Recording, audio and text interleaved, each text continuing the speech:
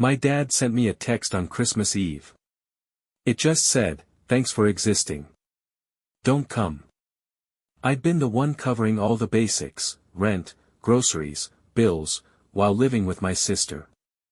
That night, she turned around and told our parents I was basically squatting in her place. I didn't say a word about it, but the next morning, her key wouldn't turn in the lock, and there were 2 gift-wrapped boxes waiting outside the door. One of them was still moving. "Thanks for existing. Don't come." That was the whole message. No context. No "Merry Christmas." Just 6 cold words that felt like the last nail in the coffin. I sat cross-legged on the floor of my room, staring at my phone like the words might soften if I looked at them long enough. They didn't. The message stayed the same, like it had been carved in stone. They were all together, my mom, my dad, my sister, celebrating Christmas like everything was fine, like they were one happy family. And I was just, left out. Again. For the past year and a half, I'd been the one keeping the roof over our heads. Rent, food, utilities, you name it. Emily said she lost her job, or at least that was the story, and while she was figuring things out, I picked up the slack. Quietly.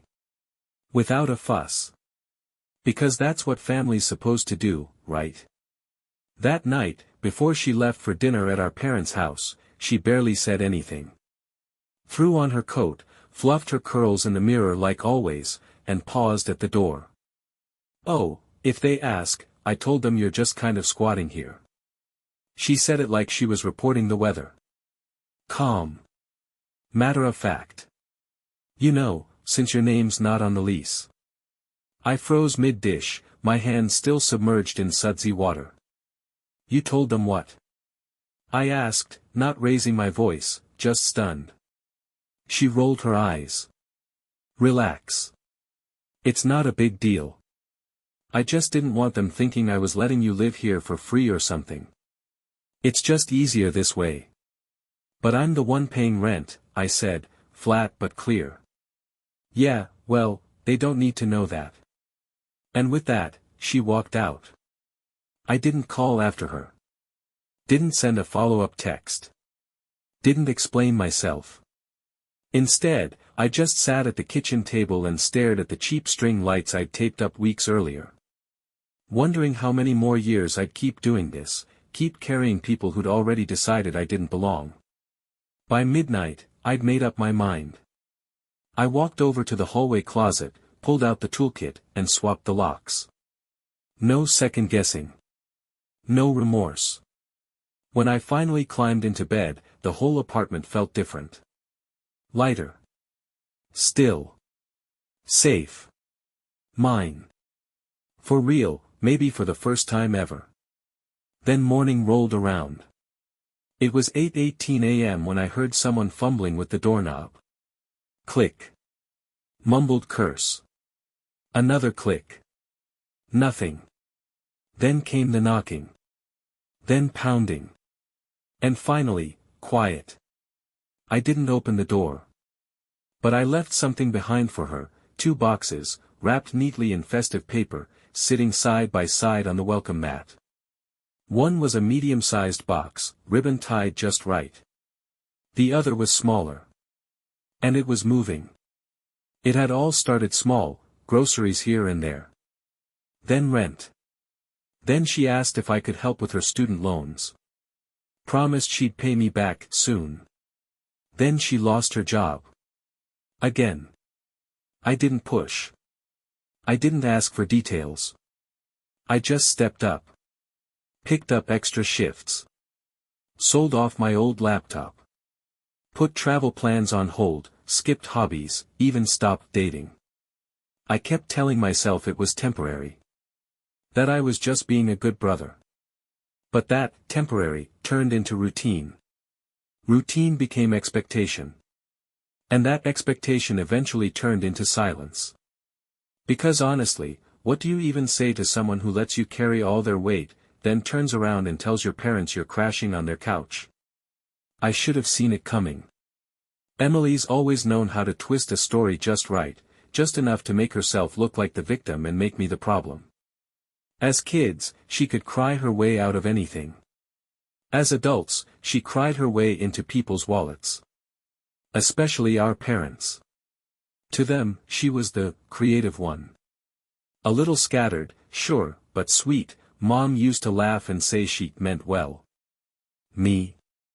I was the cold one. The rigid one. Always too serious. But I think cold is what happens when love starts feeling like a transaction. When you realize there are strings attached to every hug, every kind word. I stopped going to family dinners a while ago. Not because I didn't want to be there, but because I couldn't pretend anymore. Every visit turned into a guilt trip. You're the stable one. She's going through a lot. You know how delicate she is. Why do you always have to be so difficult? The truth? I was tired. Tired of paying for everything. Tired of being the only grown-up in the room. Tired of waking up every day in an apartment I paid for, only to be treated like I was freeloading. But the real breaking point? That happened 3 weeks before Christmas. We were in the living room. I'd just gotten home from a brutal 12-hour shift, still in my work clothes, holding takeout for both of us. I dropped the takeout bag onto the table. Emily didn't even glance up from her phone. "Can you Venmo me?" she asked, like she was talking about the weather. "For my half of the food." I blinked. "You mean the takeout I just bought with my own money? Using my card? While you haven't chipped in for rent in, what, 3 months?" She shrugged, still tapping away at her screen like I hadn't said anything remotely surprising. "Yeah, but that was your choice. I didn't ask you to do that." "You've been asking me all year," I said, almost to myself. She finally looked up, eyes blank. "Yeah, well, no one made you say yes." And that's when it hit me. She wasn't sorry. Not even a little bit. She hadn't been leaning on me because she was desperate. She did it because I let her. About a week later, I opened the mail and found a credit card bill. But it wasn't for my card. It was hers, or, at least, it should have been. The problem? The statement was in my name. I sat there on the edge of my bed, heart pounding in my chest, staring at the total. $6,538.75. All of it spent at places like Sephora, Apple, Zara, a resort spa, a tattoo parlor deposit. I called the credit card company. They confirmed it was opened under my name, my social, my email, everything. She'd stolen my identity. And I didn't even confront her right away. I just shut down. Went quiet. Started paying attention. I tracked the charges. Took screenshots.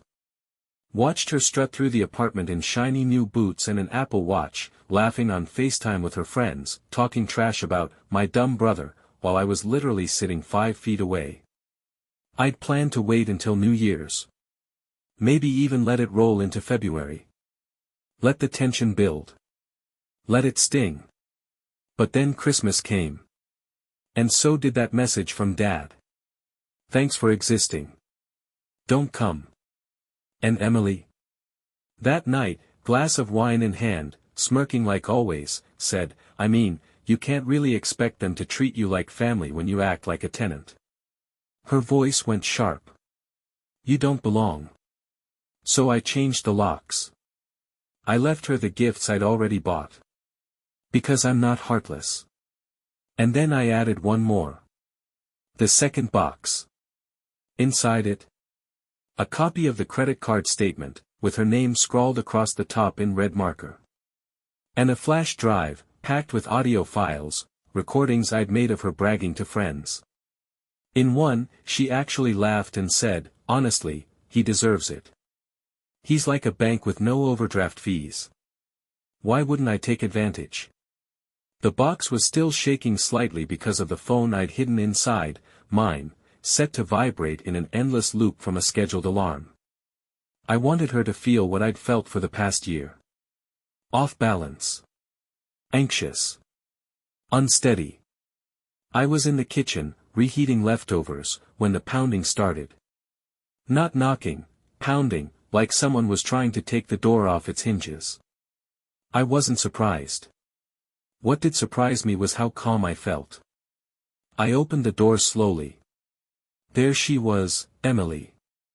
Hair messy, eyeliner smudged, face twisted with rage. "What the hell is this?" she shouted, holding up the still buzzing silver gift box like it might explode. I tilted my head. "A Christmas present. It's vibrating." "I know.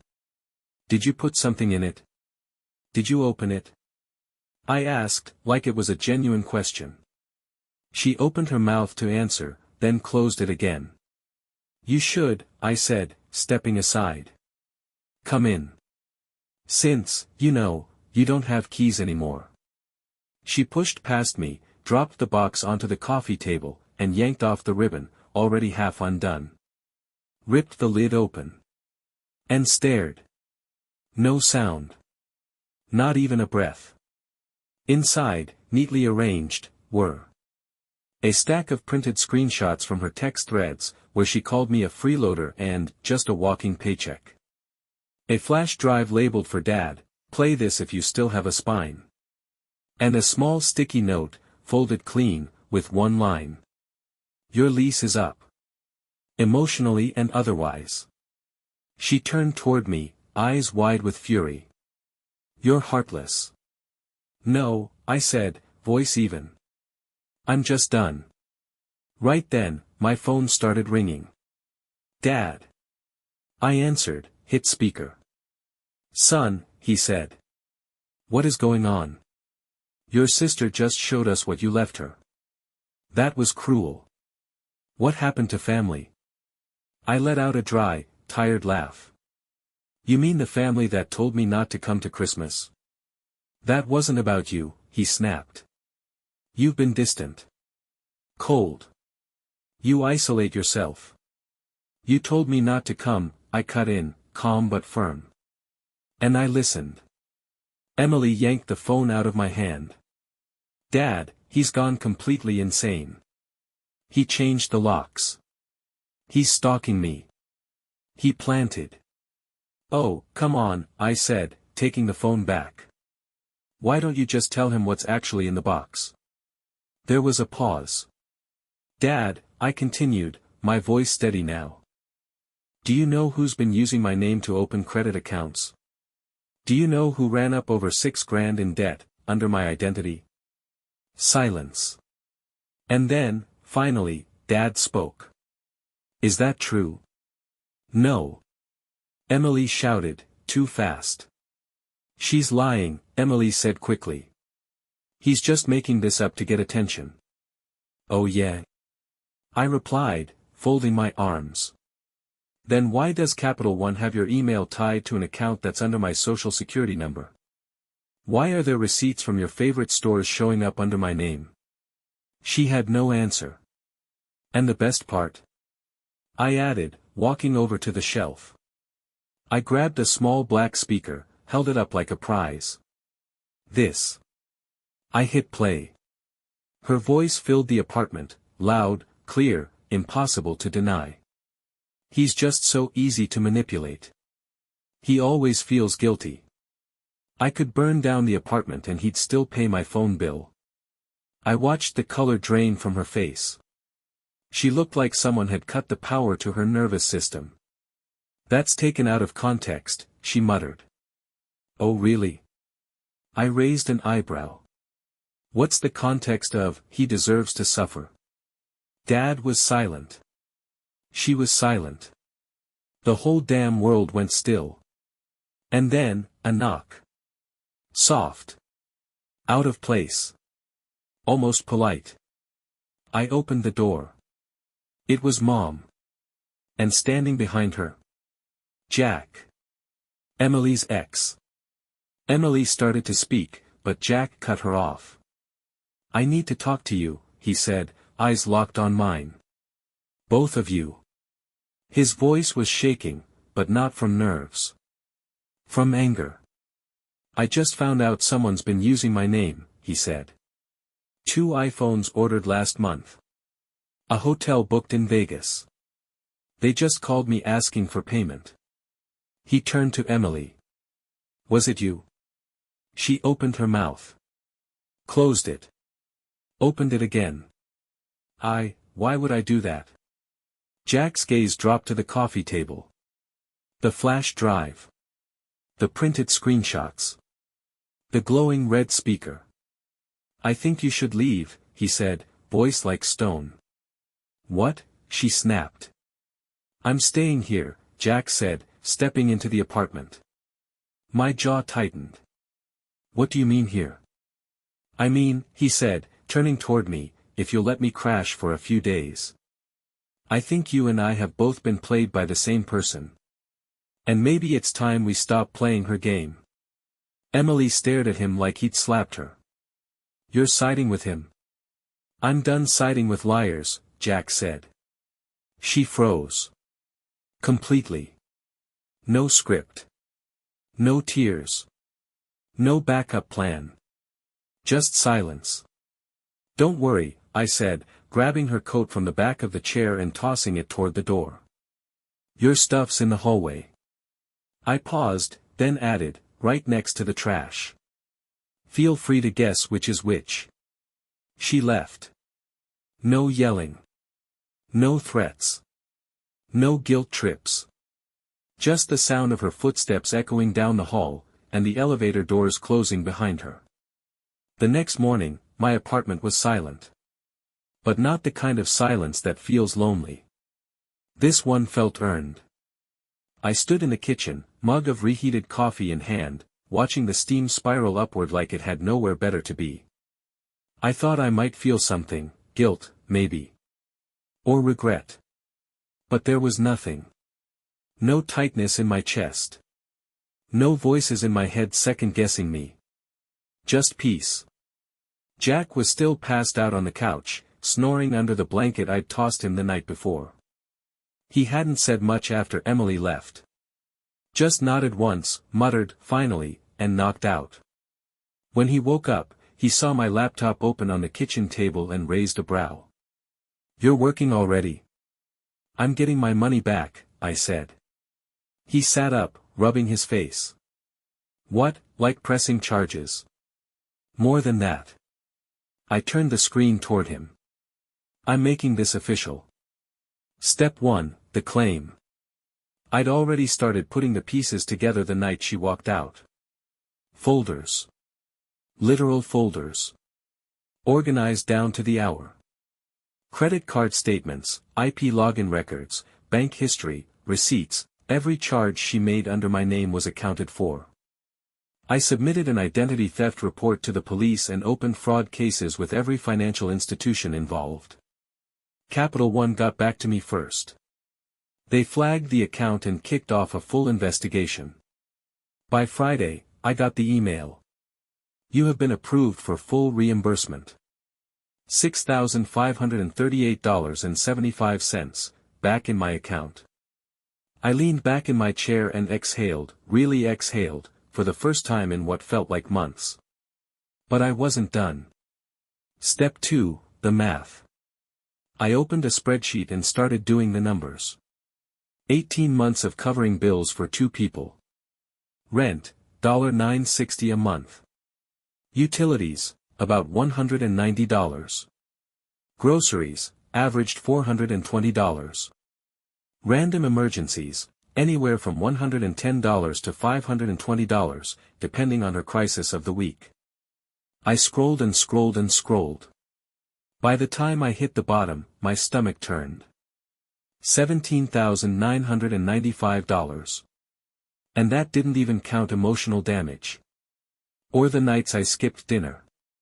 Or the shifts I picked up while running on fumes just to make ends meet. I saved the spreadsheet. Took screenshots. Loaded everything onto a flash drive. Then I made a call. Step 3, the suit. I'm not just here because she stole my identity, I told the lawyer, sitting in his sleek office. I want restitution. She lived off me for over a year. And my parents? They made it worse. He was a sharp-looking guy. Nice watch. Nicer shoes. Smiled like he'd already filed the paperwork in his mind. Do you have proof? He asked. I slid the flash drive across the desk. He plugged it in. Clicked once. He scanned through the files. His eyes widened. You documented everything? Every dollar, I said. And your parents? He asked. They added my name to utility accounts without telling me. I found the contracts. He let out a low whistle. This isn't just identity theft, he said. This is long-term financial exploitation. So, do we have a case? He leaned back in his chair, smiling like a man who already saw the headlines. Oh, he said, we have a very public one. Step 4, the explosion. 3 weeks later, on a rainy Wednesday afternoon, 3 certified letters landed at my parents' front door. One addressed to Emily. One to Mom. One to Dad. All stamped from the law offices of Keller and Moore. It didn't take long, maybe 20 minutes, before my phone lit up. Caller ID MOM. I picked up. What are you doing? She snapped. Good morning to you, too. You're suing us. After everything we've done for you. Done to me, I corrected. Let's not twist it. We're your family, she said, like it meant something now. And you were also the cosigners on 2 utility accounts I never agreed to, and you added me to a 3rd. That's fraud. It was just paperwork. It was theft. You're blowing this out of proportion. You told me not to come to Christmas. The line went quiet. Then her voice dropped low, calculated. We raised you. We let you stay here when you needed it. I wasn't staying, I said, calmly. I was supporting. There's a difference. Step 5, the ally. 3 days after that call, my grandmother phoned me. I hadn't heard her voice in months. Not since Emily told me, Lily's tired of your drama. Don't call her anymore. But now, her voice was strong. Steady. I saw the lawsuit, she said. And I saw the bank statement. My heart skipped. You saw the bond? She sighed into the phone. Your father cashed out over $9,000 from a savings bond we set up in your name. He used it to pay off Emily's car. I sank into a chair, heart hammering. You didn't know? She asked gently. I didn't even know there was a bond. Well, she said. There isn't any more. I froze what was left and moved the account. It's yours again. Where it always should have been. I didn't know what to say. Then she added, also, I've rewritten my will. You'll be receiving my house when the time comes. My breath caught. Lily, why? Because, she said, you're the only one who never asked for anything. And you're the only one who kept receipts. The courtroom. Emily walked in dressed head to toe in beige, like she thought it might earn her sympathy points. Mom wore black, like she was attending a funeral. Dad didn't make eye contact. My lawyer laid everything out, page after page. Financial statements. Audio recordings. Screenshots. Text threads. Bank fraud. Identity theft. Power of attorney misuse. The bond. Everything. Emily tried to cry. Mom said she might be showing signs of early onset confusion. Dad just looked tired. But the judge? The judge wasn't tired at all. Is it true you listed your son's name on financial documents without his consent? She asked my mother. Mom hesitated. I mean, it was family. Ma'am, the judge said flatly, yes or no. Silence. Then, barely audible, yes. The ruling came fast. $14,000 in restitution. All fraudulent debts cleared. Court costs covered. Formal warning on their records. The post-credit scene. 2 weeks later, I got a letter. No return address, but I recognized the handwriting immediately. Emily's. Just a single line at the top. You happy now? You made your point. Folded inside was an old photo. Me and her as kids, sitting under a Christmas tree. She was clinging to me, like I was the one holding her steady. I stared at it for a long moment. Then I grabbed a pen and scribbled one line on the back. You let go first. I dropped it in the sink and lit a match. Watched it burn. It's funny how silence sounds when you've actually earned it. 3 months after the ruling, not a word from my parents. No texts. No calls. Not even a birthday card. And honestly, good. I don't have to defend myself anymore. No more explaining. No more playing the role of the stable one. No more, you should understand how hard your sister has it. No more, we need you. For the first time in my life, my story, my life, belongs to me. I stayed in the same apartment. Same floors. Same walls. Same couch and chipped paint and creaky cabinet hinges. But for the first time, it felt like mine. The kind of place where you open the fridge and every item inside actually belongs to you, not to someone who once called you a squatter behind your back. Where the air doesn't feel thick and heavy with tension, like you're walking through a fog of resentment. Where no one's hijacking the Wi-Fi, clogging the sink, or leaving passive-aggressive notes about oat milk they didn't buy.